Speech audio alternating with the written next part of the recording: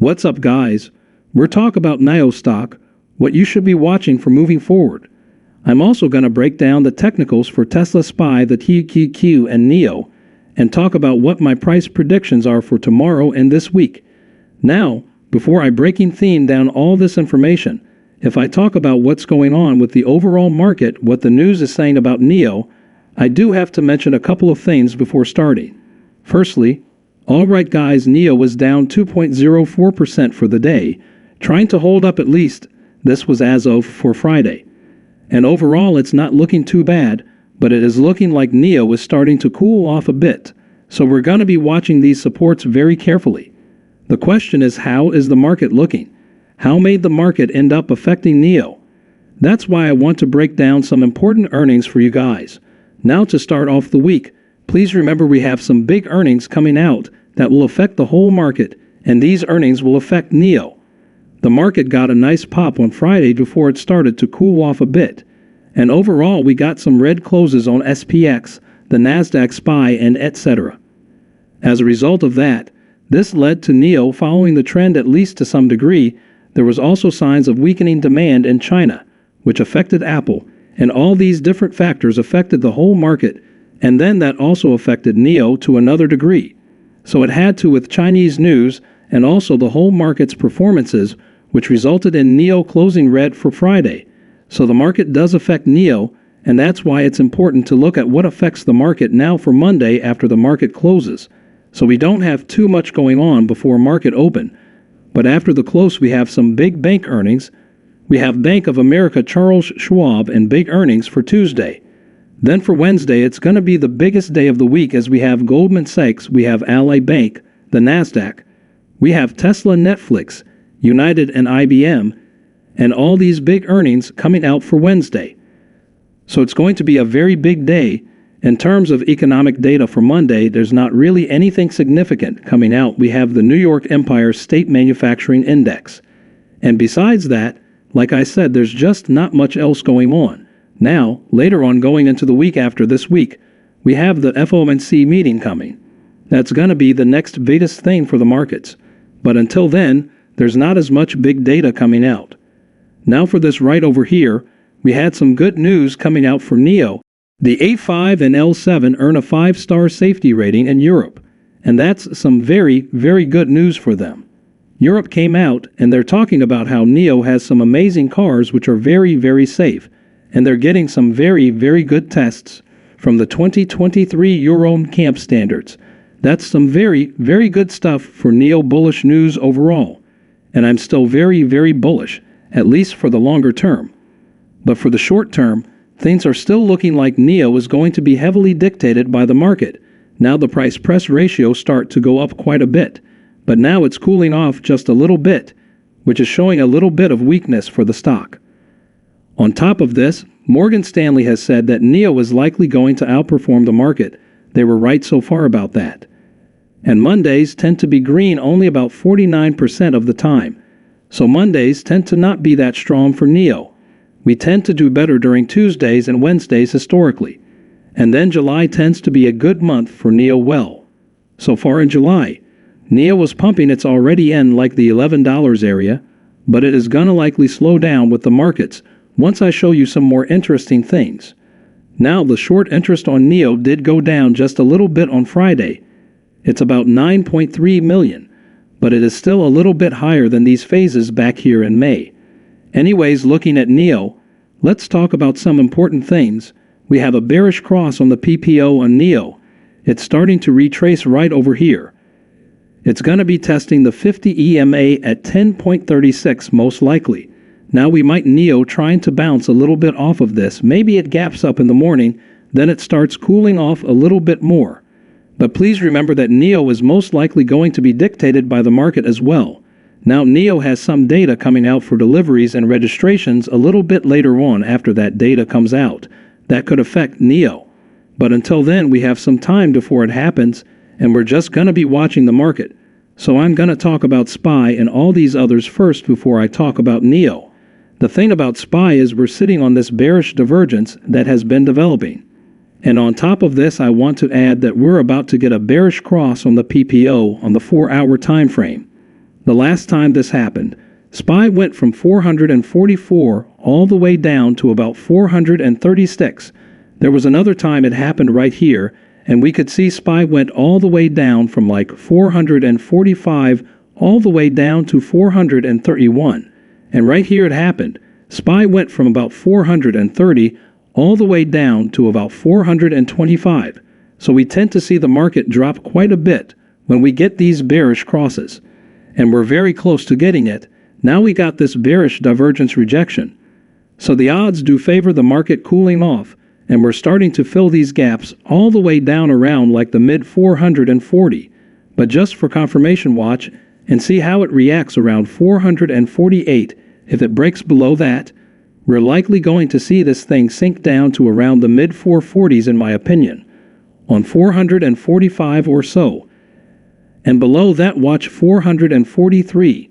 Now, if we get a nice bounce, however, we see this thing break above 452.5, we're likely going to see SPY continue to push up, and the market is going to hold up quite nicely. But looking at how Apple has been underperforming because of demand changes in China, there is a chance that we could see the market cool off, and I think it's most likely going to be the case. So watch 448, a break below that. That's just going to be an order confirmation. I think the odds favor that. To add on to that for the QQQ, we're also on the verge of getting a bearish cross on the PPO, and this thing is getting a rejection. And to add on to this, I know saying it's overbought is not always very sufficient, but it is technically overbought, and there is this bearish divergence that has been developing. I know I mentioned this during my previous video, so you can see that RSI was like at much higher places right here, that RSI still suggests estimates overbought. But on the MACD we have the bearish divergence.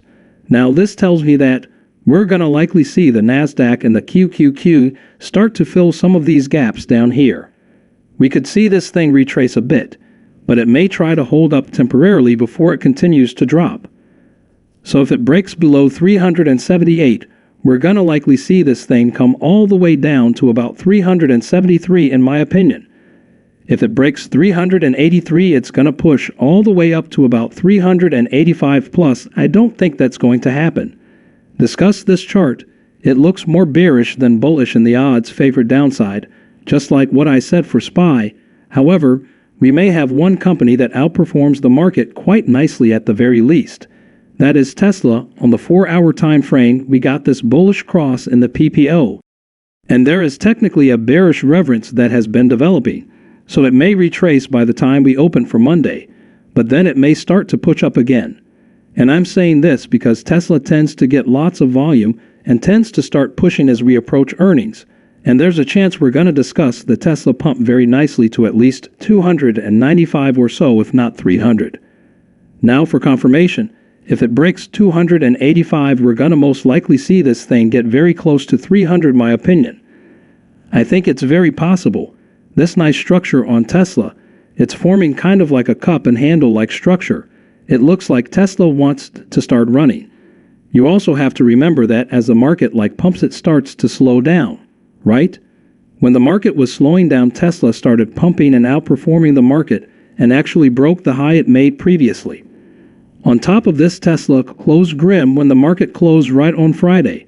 So it's showing some strength. I think there's a good chance that it's most likely going to start pushing to the upside and see at least 295 or so, if not 300 sometime this week as we approach earnings on Wednesday after the market closes. So I'm leaning more bullish on Tesla. But for NIO, I think NIO is more likely to be impacted by the whole market because NIO has this imbalance down here at this 9.87 area. There's also another one down here around 9.5. Now, NIO formed this bearish divergence right here. It formed on Thursday and started to descend since the. I think what's going to happen to NIO is it's going to try to balance a little bit in the pre-market, or early on it's going to try to maybe retouch like 10.8, and it's going to reject again and start making its way down to this imbalance, all the way down to like 9.9. And then if that fails us, it's going to come to the next imbalance around 9.5. I think the odds greatly favor a retracement for NIO. It may cool off a bit because of the market, however. We could get a very nice balance when delivery numbers come out. We have some registrations coming out in China, I believe, but those are not that significant for NIO. They're not like that impactful for how the share price moves. What impacts this thing a lot more is going to be the big deliveries numbers coming out in the next 2 weeks. So that's going to have a big effect on NIO.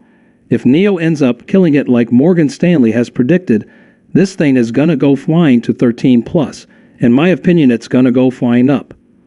It's going to have a lot of upside in August if we get a very, very good delivery report for the month of July. And there's a good chance that's going to happen. So I'm still very excited for it. So I see this as another buying opportunity potentially. But I'm always prepared to dollar cost average if it does end up dropping even lower because of unexpected news in the future.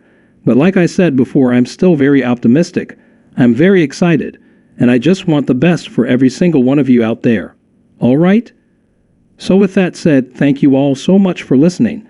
I just wanted to add that I have another channel if you guys are interested in learning about more stocks out there. I know a lot of people want to just learn about Google or learn about what's happening to Tesla or more details on the video. So if you want to check those out, I have more tickers to talk about in that one. But this channel specifically is just about NIO primarily. It is centered around this. It's targeting that audience, people who are much more interested in this stock because it has so much potential, and there's a lot of retail hype behind the stock too, which is part of why I want to make this video, to benefit you guys, to provide as much free content as possible. All right? So I don't really sell anything in the comments, by the way. I don't sell courses or anything like that. I'm just not really for that, and I just want to make it clear that I'm doing this because I want the best for everyone. I want you guys to have free knowledge, and I want you guys to just do as well as possible in life, because this knowledge, once again, could benefit a lot of people in their trading. It could also help them with learning about how the market moves and what things you should look out for when investing in a stock, right? From fundamental analysis to looking at the market, how the market's moving and the state the market is in based off, like macros and just other factors like that. All right. So I want the best for everyone. Thanks for watching our video on NIO stock. If you enjoyed this content and want to stay updated on the latest investment opportunities, make sure to subscribe to our channel. Remember, investing involves risks, so do your own research before making any financial decisions. Stay tuned for more exciting content and happy investing.